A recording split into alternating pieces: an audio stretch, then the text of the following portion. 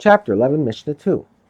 When there is a question whether teruma has become tameh and we have no way of determining what really happened, the doubt is resolved in one of three ways, depending on the nature of the doubt. Sometimes the rabbis rule that the teruma is tahor, sometimes they rule that it is tameh, and sometimes they rule that it should be suspended. Teruma that is ruled tahor is eaten, teruma that is ruled tameh is burned, and teruma that is ruled suspended is left as it is. It is neither eaten nor burned. Our Mishnah discusses situations in which there is doubt about the tuma of mei chatas or para aduma ashes. The Mishnah gives the rules for such situations by comparing them to the law for similar situations in the case of teruma. We now turn to the words of the Mishnah. Any kind of doubt that is considered tahor in the case of teruma is also considered tahor in the case of chatas. That is, if the same kind of doubt arises regarding mei chatas or the ashes of the para aduma, they too are considered to be tahor despite the doubt. Any doubt that is ruled suspended in the case of teruma. If the same type of doubt arises in the cases of chatas, the possibility tameh ashes of the para aduma or mei chatas must be spilled out. The possibly tameh ashes of the para aduma or mei chatas must be spilled out.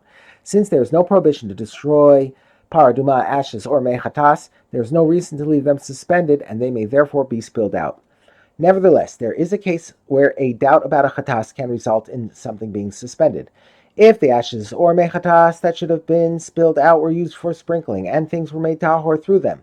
For example, if a person who was tameh was sprinkled with this mei chatas and he then handled teruma thinking that he was tahor, the teruma is suspended. Since there is now a question whether this teruma or is tameh or tahor, it is neither eaten nor burned.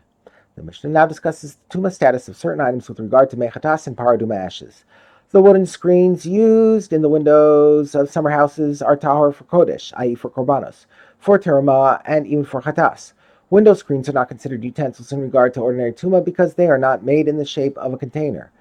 They also cannot become tameh with tumas midras because they are not made for people to sit or lie on them. Thus, they cannot become tameh at all. As a result, if the meat of korbanos, kodesh, or produce that is teruma, or mei chatas or para aduma ashes touch a screen, they remain tahor. Rabbi Eliezer says window coverings made of loosely connected boards are tameh with regard to chatas.